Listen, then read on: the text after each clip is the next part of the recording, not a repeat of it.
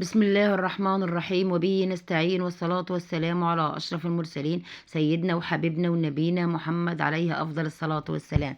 ازيكم يا حبايبي؟ عاملين ايه؟ ازيكم يا أحلى وأجمل متابعين في الدنيا؟ يا رب ابعد الوباء والبلاء عن أمتنا العربية والإسلامية وعن مصرنا الجميلة يا رب العالمين. يا رب اشف كل مريض، وفك ضيقة كل متضايق، وفك كرب كل مكروب. هتتكلمي النهاردة عن ايه يا أم محمد؟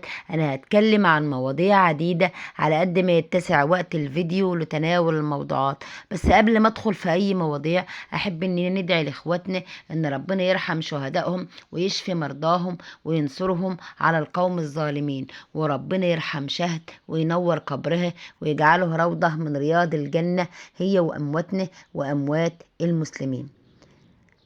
عجايب الدنيا سبعة زي ما بيقولوا، بس احنا عايشين في اليوتيوب الايام دي تامن عجيبة.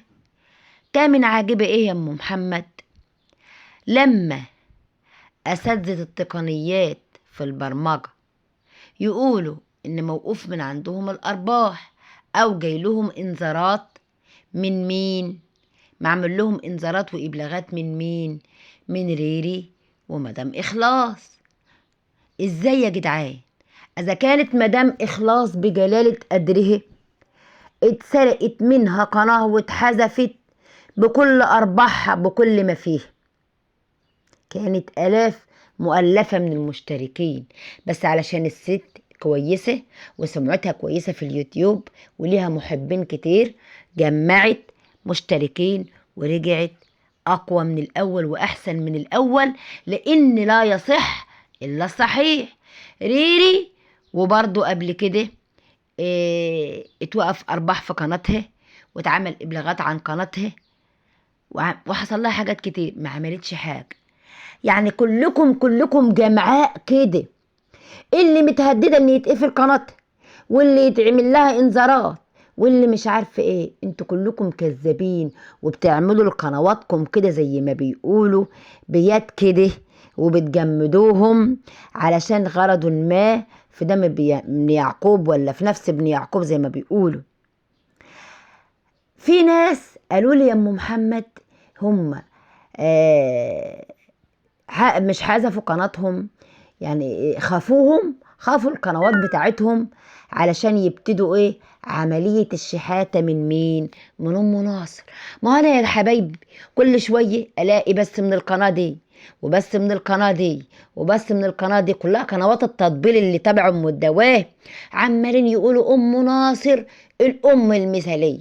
ام ناصر، ام ناصر على عيننا وعلى راسنا، وبنت علية القوم، وبنت ناس محترمين، لكن اشمعني ما شفنا لكمش شوفي ولا قامت لكم قومي الا الايام ديات علشان الشحاته، وعلشان موضوع حلمية وام الدواهي نام وما عادش فيه كلام في حاجة. يعني بتدور لكم على حاجة جديدة وشحاتة جديدة.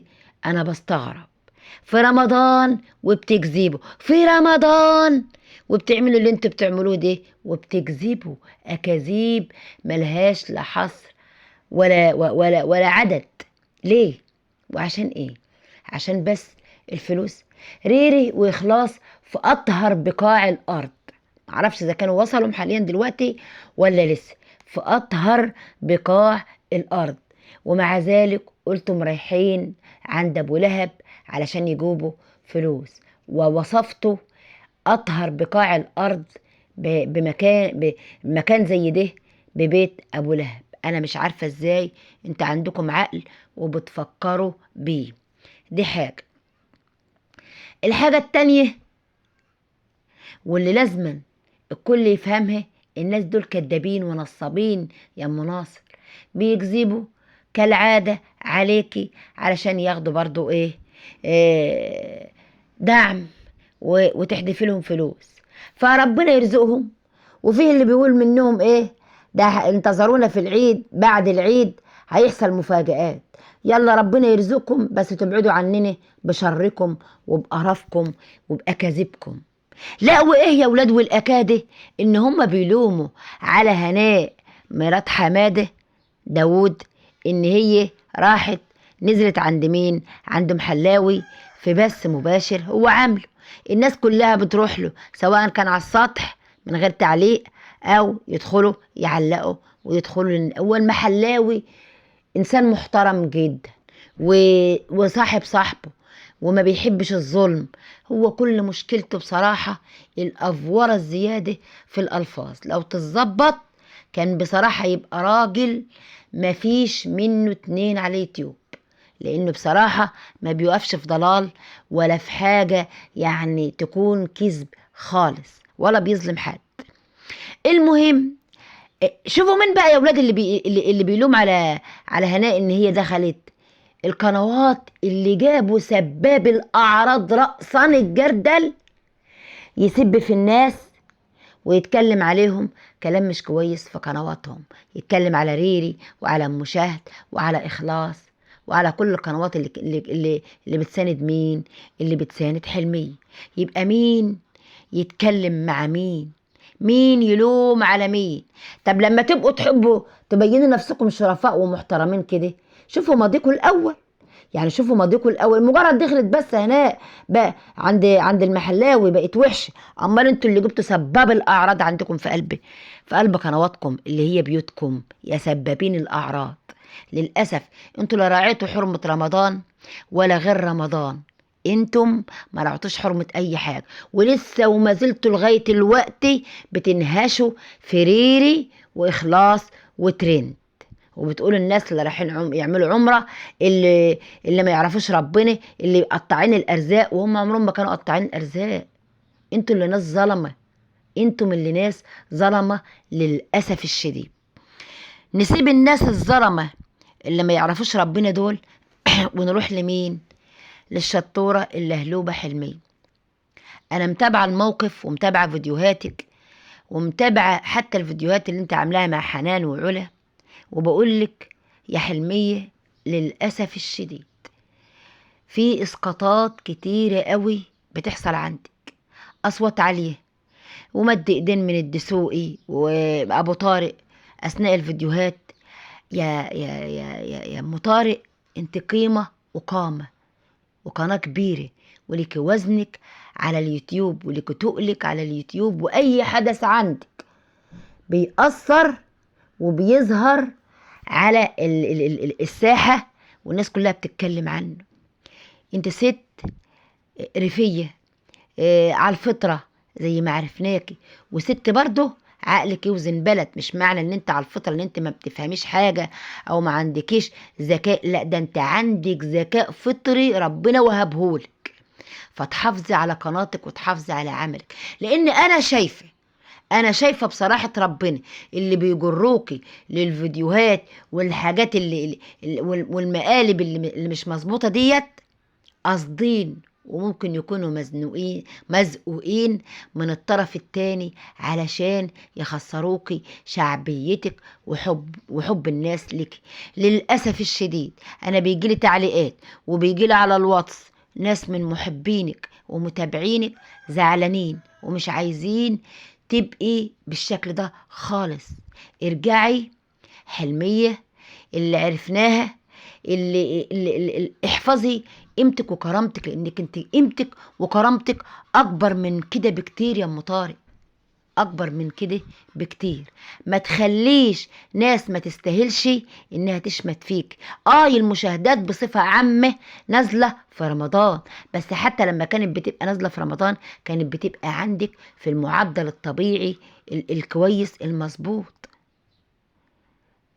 يا ام طارق ربنا يعلم انت اخت، ويا بخت من بكاني وبكى الناس علي، ولا ضحكني وضحك الناس علي. انا بقولك يا ام طارق عايزين هدوء في الفيديوهات، مش عايزين افوره زياده عن اللزوم، لا في هزار ولا في صوت عالي ولا في دوشه. والفيديوهات تتعمل بالخفه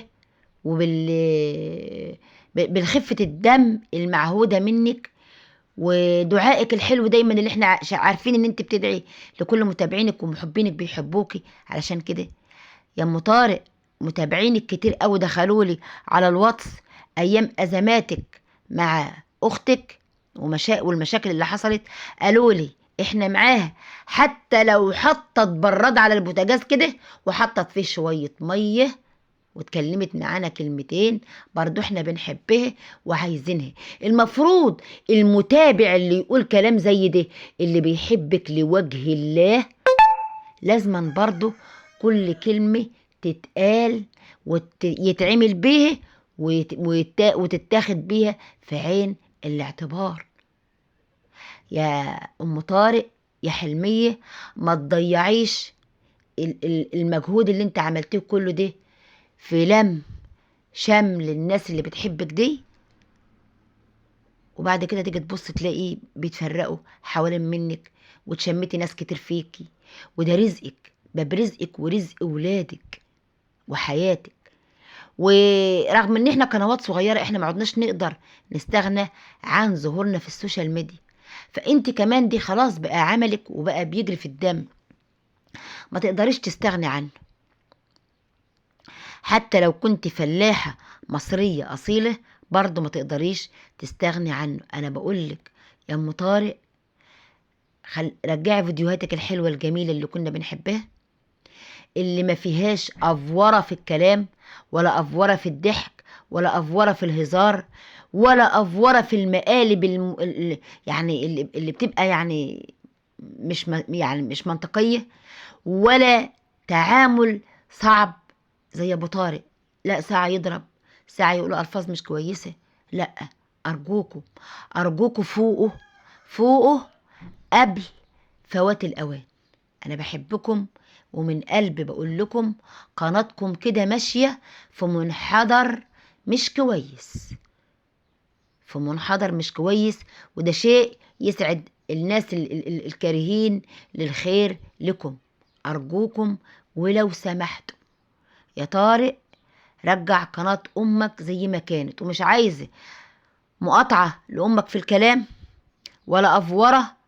وتقرا انت دلوقتي بقيت بتقرا وتقرا الكومنتات اللي بتبقى في قلب على تحت الفيديو، وتشوف الناس عايزين ايه وتطبقوه بالملي، لان الناس بتحبكم وعايزه لكم الافضل، بتحبك وبتحب اختك وبتحب والدتك، وخساره خساره مجهودكم اللي عملتوه يضيع كده هباء ويضيع في شربة ميه. ربنا يوفقكم ويبعد عنكم ولاد الحرام.